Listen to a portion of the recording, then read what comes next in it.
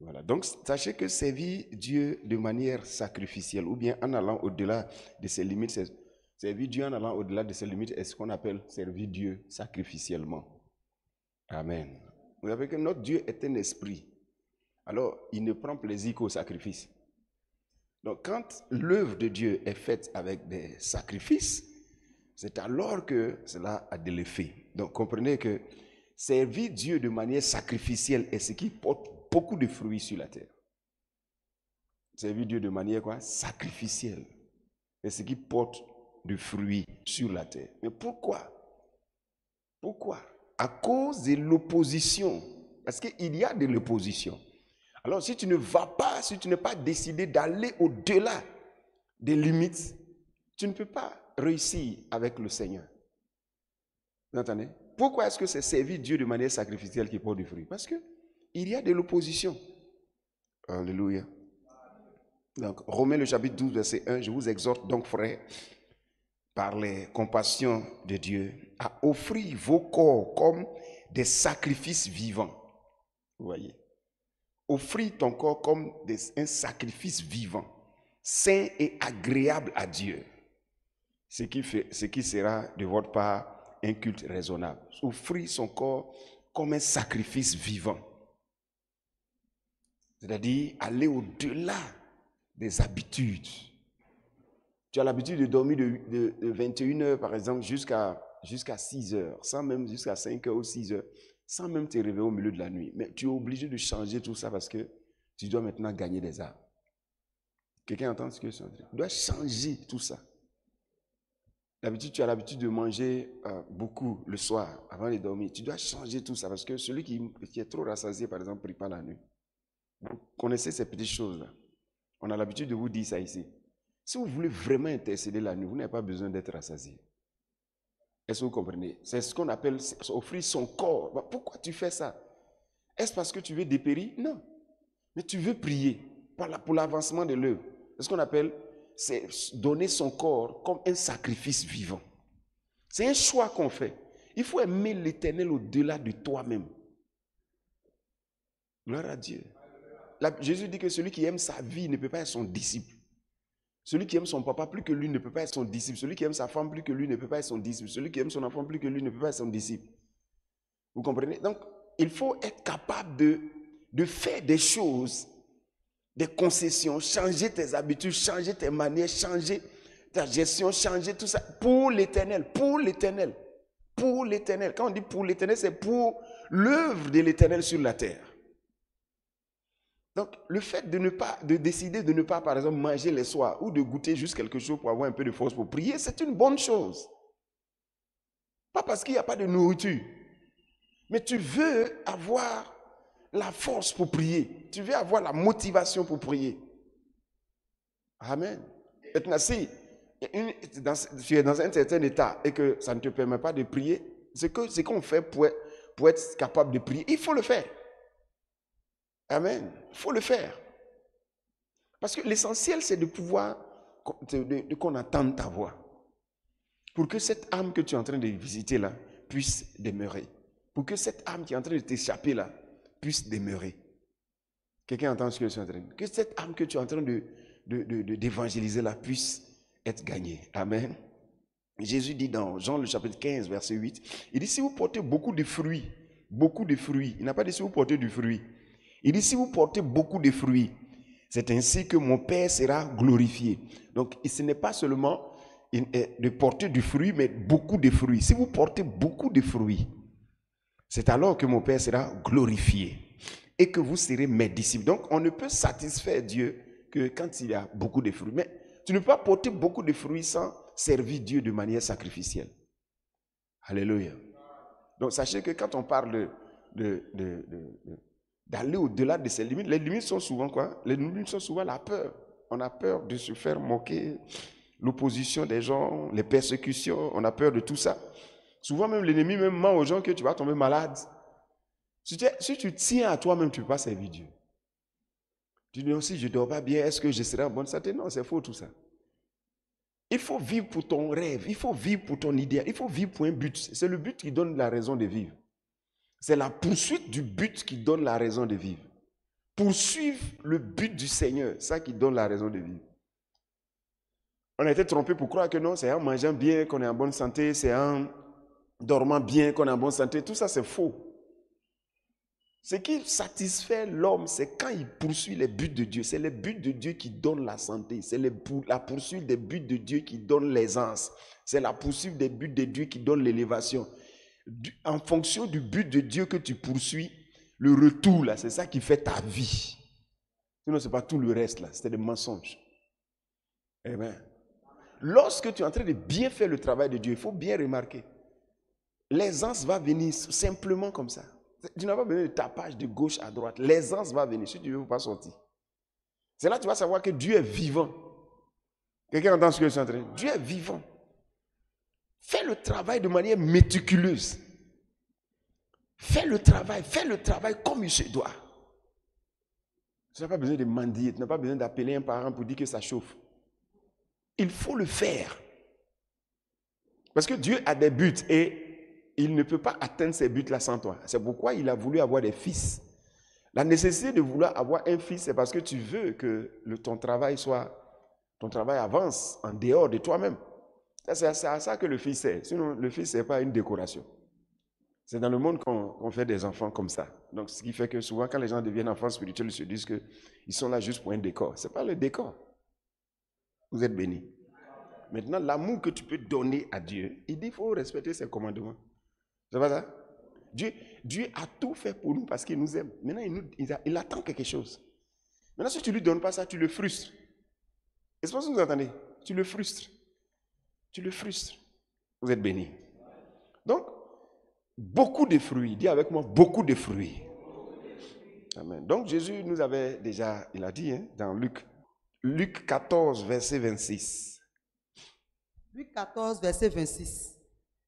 Okay. Si quelqu'un vient à moi. Si quelqu'un vient à moi. Et s'il ne hait pas son père, sa mère, sa femme, ses enfants, ses frères et ses soeurs, et même sa propre vie, il ne peut être mon disciple. Vous comprenez ça?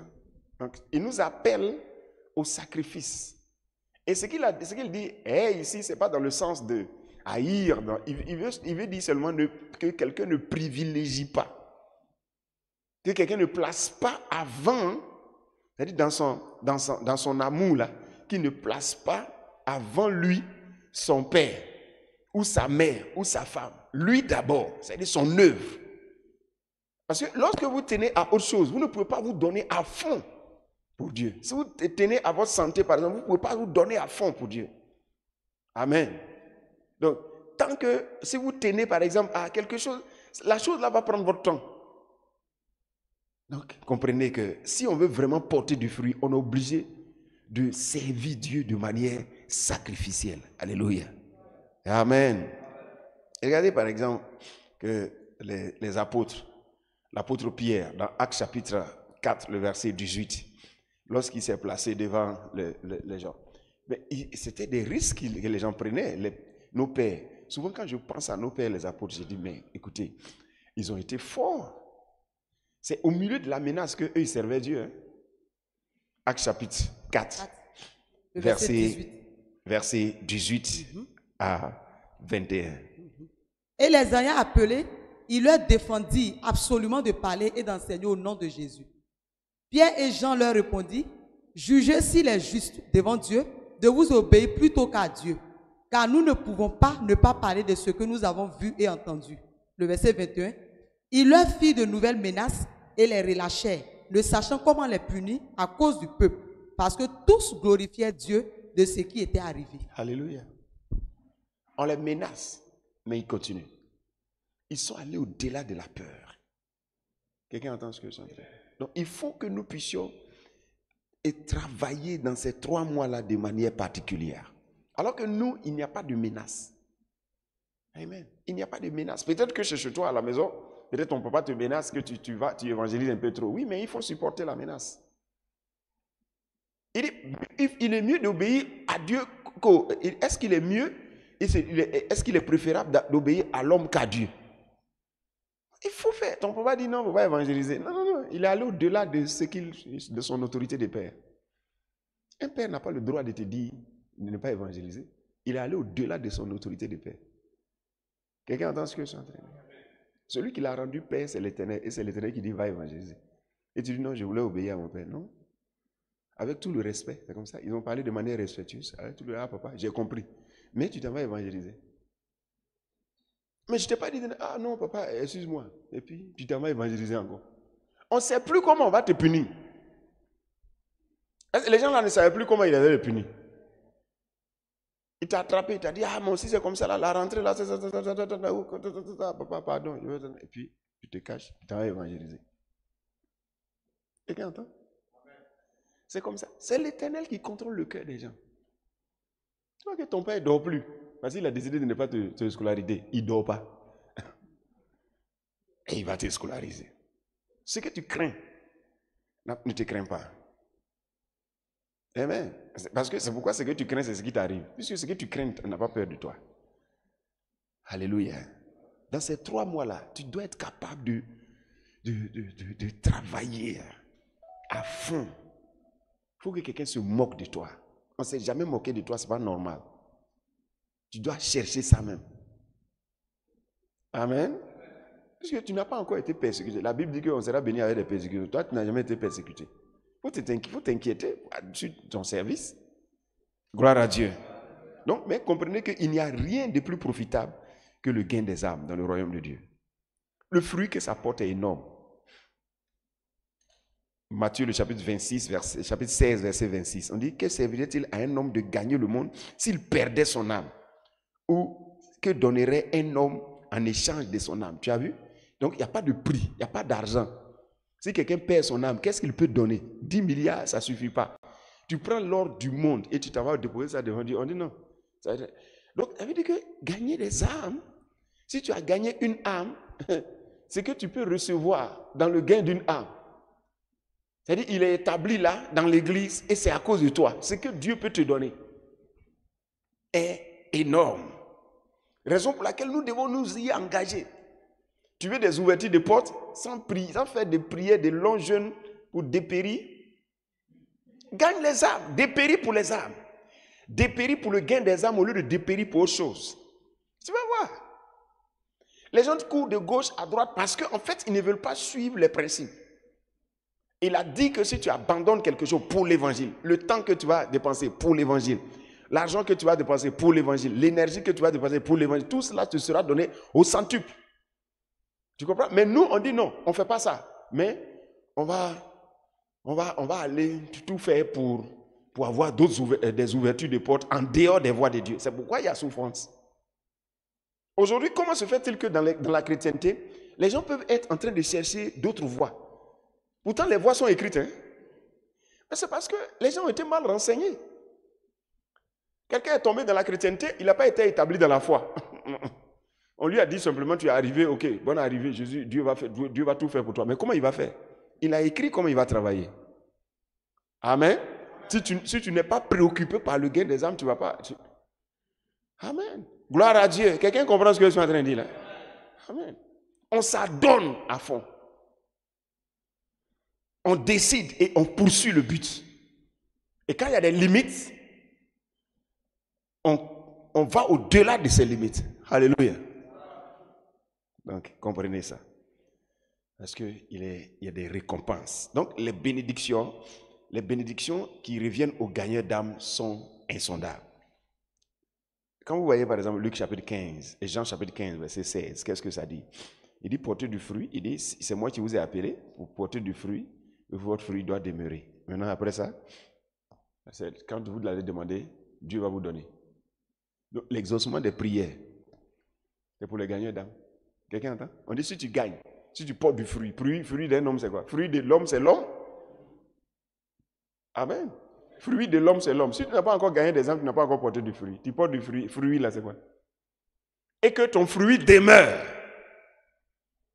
Ce n'est pas seulement d'inviter, permettre à ce qu'il demeure. Gloire à Dieu. Si tu l'invites, il faut qu'il demeure. Or que pour qu'une âme demeure, tu dois établir l'âme dans la foi et dans l'église. Donc tu as besoin de certaines choses. Raison pour laquelle dans cette église, il y a des livres. tu dois lire le livre, tu dois lire, étudier à fond le livre qu'on appelle, comment on appelle ça? La forme d'existence qui vous est destinée lorsque vous êtes en Christ. Ça là, tu dois lire ça. Pour que tu inculques ça à la personne très tôt. La forme d'existence qui vous est destinée quand vous êtes en Christ. Tu dois lui inculquer ça très tôt. Donc toi-même, tu dois étudier pour savoir comment tu vas lui expliquer ça. Pour qu'il sache qu'il y a une forme d'existence qui l'attend après donc son salut. Amen. Et la forme d'existence, c'est la foi. Alors, comme c'est la foi, tu es obligé de lui expliquer les mystères de la foi. Tu es obligé. Les mystères de la foi. Tu es obligé de lui montrer les mystères de la foi. Donc, tu es obligé d'étudier. Maintenant que tu es en train, les mystères, il est venu à l'église. Comment tu vas faire pour l'établir dans la foi? Tu es obligé. Amen. Quand tu as fini maintenant de lui montrer que c'est la foi, que tout ce qu'il va espérer, c'est la parole de Dieu, tout ça. Maintenant, dans ça, là, tu vas encore au fond pour l'emmener à connaître qui il est selon la parole de Dieu. Parce qu'il ne doit pas dire que dans sa famille, il y a des cailloux qui sont leurs ancêtres. Vraiment, comment il va faire? Toutes ces choses, il ne doit pas penser ainsi. Je ne sais pas si vous entendez. Il ne doit pas penser comme ça. Il doit voir son identité en Dieu, en Christ. Donc pour cela, il a besoin d'un livre qu'on appelle « C'est incroyable mais vrai, ce que vous êtes en Christ ». Il doit le savoir. Mais avant ça, tu dois lui apprendre que la vie chrétienne, c'est une identification à Christ. Pour qu'il comprenne déjà que baptême, communion, tout ça, il doit savoir. Quand on mange le corps de Jésus, là, c'est un message qu'on est en train de nous donner. On est en train de nous dire que Jésus est dans nous, corps et puis sang. C'est un message. C'est comme ça on est. Mais on nous répète ça pour que nous manifestions la foi, pour que nous refusions les maladies. Sinon, nous sommes déjà comme ça par la foi. Par la foi, son sang est devenu notre sang, son corps est devenu notre corps, son esprit est devenu notre esprit, son père est devenu notre père, son travail est devenu notre travail. Tout est un maintenant. C'est ce qu'on appelle communion. Maintenant, on nous baptise pour nous montrer qu'on nous plonge dans sa mort et puis résurrection. Donc, on nous prouve, on nous montre par le baptême qu'on est mort et puis ressuscité. Pourquoi on prend de l'eau? C'est pour montrer que c'est par là que tu as été purifié. Purifié comment? Ça veut dire que toi, on ne te lave pas. Mais mort et résurrection, c'est comme ça qu'on t'a purifié. Tu étais mort, maintenant on t'a fait ressusciter. C'est comme ça qu'on t'a purifié. Donc, il n'y a pas de purification particulière à faire avec de la fumée. Tu lui expliques tout ça. De la fumée, si tu n'as pas expliqué ça, tu ne l'as pas établi dans la foi. Hein? Donc, tu as besoin de quoi? Tu as besoin de matériel. Tu as besoin de matériel.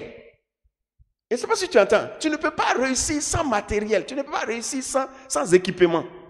On te donne un travail, tu ne peux pas réussir sans équipement. Les électriciens ont leur équipement. Les gagnants d'âme aussi ont leur équipement. Tu dois étudier, mon ami. Donc, ces livres n'ont pas été écrits pour rien. Amen. Ça, c'est pour établir quelqu'un dans la foi. Maintenant, pour établir quelqu'un dans l'église. Parce que établi dans la foi, la personne commence maintenant à considérer la parole de Dieu. Tu vas voir que la personne ne va plus... Si quelqu'un lui avait donné des poudres, la personne va jeter les poudres. Quelqu'un entend? Tu vas voir que la personne ne balance plus. La personne a la paix.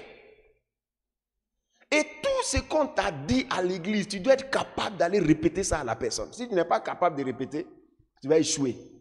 C'est pour ça que quand tu écoutes attentivement, quand on prêche, amen. Il y a un petit document que je fais sortir maintenant. Après chaque mois, avant d'aborder le nouveau mois, je fais sortir. Il y a un petit document que je fais sortir. Je mets les points clés de ce que je voulais communiquer par la grâce de Dieu. Je voulais te communiquer dans tout l'enseignement passé. Tu comprends? Et ça, c'est juste un petit document et c'est une feuille A4, recto verso, mais en dépliant. On appelle ça le miel du rocher, c'est-à-dire le miel qui est sorti de la roche, puisque la roche, c'est la parole de Dieu. Maintenant, la révélation qui est sortie de Dieu, c'est ce qu'on voulait que tu retiennes. Donc, quand tu as ça, tu dois être capable de dire à l'âme, tu sais, dans notre vie, là, voilà comment, par exemple, je prends pour ce mois-là, par exemple, que tu fais, tout est défini d'avance, il ne faut jamais avoir peur. C'est le secret qu'il a te donné. Il ne faut jamais avoir peur. Tout ce que tu peux voir, Dieu a prévu à la solution avant. Donc quand tu paniques, tu ne peux pas retrouver. Que la prière sert à permettre au Saint-Esprit de te révéler les pas déjà programmés que tu dois poser. Ton échec viendra de ta désobéissance. Parce que s'il te dit que c'est comme ça, si tu fais autre chose, ça ne va pas venir. Que tout ce qu'on fait ici, là, Dieu a écrit ça d'avance. Que Dieu ne cautionne que ce qu'il a écrit, ce qu'il a dit. Que Jésus, tu vois là, on l'avait prévu avant même notre chute. C'est pour ça qu'il est venu. Tu l'as accepté aujourd'hui là. Ce qu'on avait prévu que tu allais devenir là, c'est ce que tu deviens. On avait prévu que tu serais saint et irrépréhensible. C'est écrit avant. Donc quand tu tombes dedans, tu deviens. Ce n'est pas aujourd'hui. Ce n'est pas aujourd'hui que tu deviens saint et irrépréhensible. On a dit que celui qui va rentrer en lui sera saint et irrépréhensible. Donc tu rentres là. Tu deviens saint et irrépréhensible. Oui, simplement.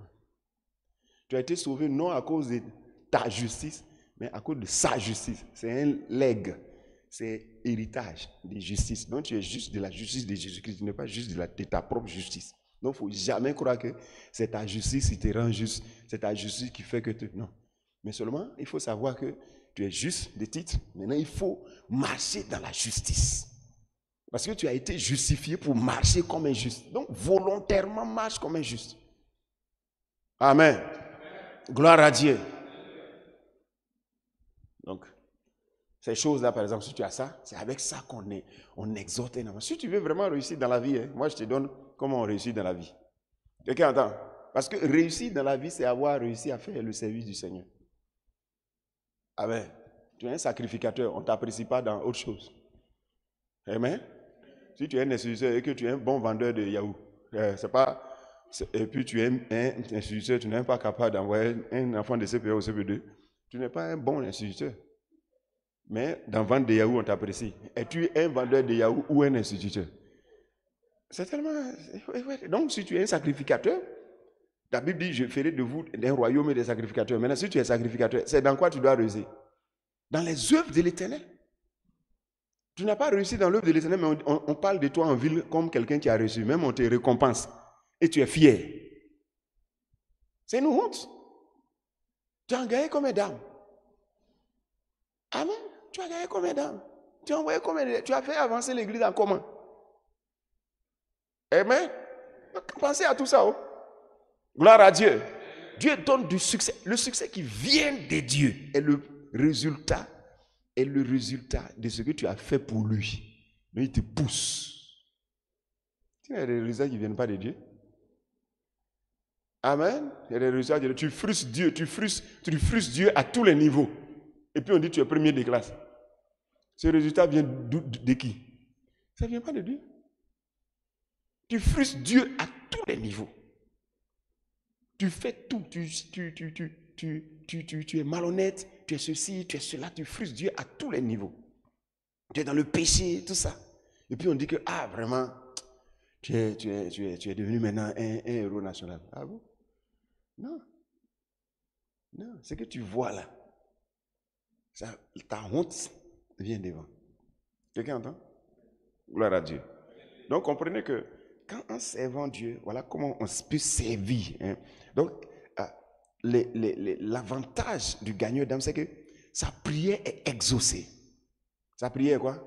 Exaucée. Ça c'est l'un des bénéfices. On a déjà dit ça. Amen. Deuxièmement, c'est que Dieu se fait connaître à celui qui gagne les âmes. Tu deviens un ami de Dieu. Jean 14, verset 21. Celui qui obéit au commandement de gagner d'âme. On dit celui qui obéit au commandement, celui qui a mes commandements et qui les garde, c'est celui-là qui m'aime. Et puis? Et celui qui m'aime sera aimé de mon Père. Oui. Je l'aimerai et je me ferai connaître à lui. Alléluia. Gloire à Dieu. Donc, vous voyez ça? Donc, gagner des âmes est profitable. Donc, quand tu gagnes également des âmes, il y a des choses que l'homme n'a pas encore imaginées que Dieu te donne. 1 Corinthiens, le chapitre 2, le verset 9. Il dit ce sont des choses que l'œil n'a point vu, l'oreille n'a point entendu. C'est ce que Dieu a préparé pour ceux qui l'aiment. Maintenant, quels sont ceux qui l'aiment? Ceux qui lui obéissent. Donc, nous devons servir Dieu de manière sacrificielle parce qu'il reste 3 mois. Considérez qu'il reste 3 mois, Jésus va venir. Considérez ça. Comme ça. Tu vas faire quoi? Et qu'on t'a dit 12 personnes. Mais il faut foncer. Quelqu'un entend? Il faut foncer. Il faut forcer quelque chose ce matin. Tu dois forcer ce matin. Quelqu'un entend? Tu dois forcer aujourd'hui. On se comprend? Tu dois forcer aujourd'hui. Tu dois faire quoi? Forcer aujourd'hui. Alléluia. Il y a des choses qui sont nécessaires à faire. Si tu veux atteindre des objectifs, il y a des choses qui sont nécessaires. Amen. Il y a des choses qui sont nécessaires. Tu es obligé de les faire. Puisque tu dois atteindre des objectifs. Hein? Si tu veux nourrir tes enfants, tu vas aller obligé d'aller au marché. C'est quoi? C'est pas comme ça? Si tu veux faire ceci, tu es obligé de faire ceci. Donc si tu connais, tu fais ça volontairement. Quand tu sais, tu fais ça volontairement. Alléluia. Donc comprenez tout ça. Amen. Et ce matin, il faut que chacun puisse faire tout pour... Parce que si tu divises seulement là, ça te fait 3 mois, ça te fait... C'est 4 par mois là, ça te fait 12. C'est tout. Et tu as fini. En novembre, tu as fini. Si tu divises par dimanche là, tu prends 1, tu as fini. Même si tu prends un dimanche, c'est-à-dire une personne par dimanche là. D'ici novembre, tu as fini. Tu vois, non? Tu prends 2, 3 personnes, tu t'attends à eux, mais il y a un là, tu forces dans lui, parce que tu as vu qu'il n'a pas d'église. Et tu sens qu'il est favorable façon là. Tu forces dans lui. Quelqu'un entend? Tu forces. Tu forces dans lui. Tu sens qu'il vacille. Tu forces dans lui. Et puis, deuxièmement, tu pries fort pour lui. Tu pries avec instance pour lui. Pour qu'il puisse donc prendre la décision. Qu'il vienne. Et après le culte, tu le cherches, tu vas derrière lui. Tu commences à lui parler. Cette nuit, tu étudies. Puisque tu ne vas pas, c'est pas toi qui vas prêcher à l'église. C'est le pasteur qui va prêcher à l'église. Le pasteur, c'est vrai, il gagne les âmes, mais lui, c'est pas lui qui écrit le message. Donc, il peut étudier. Il peut étudier le livre là. C'est pas lui qui envoie les messages. Ça, le message, c'est la responsabilité de l'apôtre sur la commission. Donc, il peut étudier, tu étudies ça. Déjà, pour que tu lui donnes déjà les premiers. Il dit, tu es venu là. Il faut savoir que tu peux tout avoir, mais tout est par la foi. Si tu étudies, tu vas savoir que c'est ça que si tu as vu des chrétiens qui échouent là, moi je ne veux pas que tu échoues. Si tu as vu les chrétiens qui échouent, c'est parce qu'ils ne savent pas ça là. Ce que je suis en train de dire là, ça c'est des choses qui sont des réalités que plein de chrétiens qui ont échoué n'ont pas connues. Tant. Puis ils t'expliquent, vraiment, dans notre famille là, vraiment, voilà, tellement de sorciers, oui. Mais quand tu es en Christ, tu es au-dessus d'eux. Tout ce que tu dis, ça va leur arriver. Tu comprends? Mais il faut les aimer pour les gagner. Tu comprends? Et puis il dit, mon papa est sorcier, il faut éviter. C'est vrai, peut-être que ton papa est sorcier, ton papa n'est pas sorcier, on ne sait pas. Il faut éviter, il y a des choses que tu dois éviter. Maudis ton papa, les choses comme ça, déjà. Et tu as vu que tu as des problèmes parce que tu crois que tu es supérieur à ton père. Tu sais tout cela, il faut lui dire. Il ne faut pas couler parce que non, c'est un païen, comme tu veux le gagner. S'il marche comme ça, toi aussi, c'est mon ami. Non, il cherche un guide. C'est tout, n'ayez pas peur. N'ayez pas peur des gens. Si vous n'apprenez pas aux gens comment ils doivent marcher, vous allez couler avec eux. Gloire à Dieu. Servir Dieu sacrificiellement. Chacun doit le faire.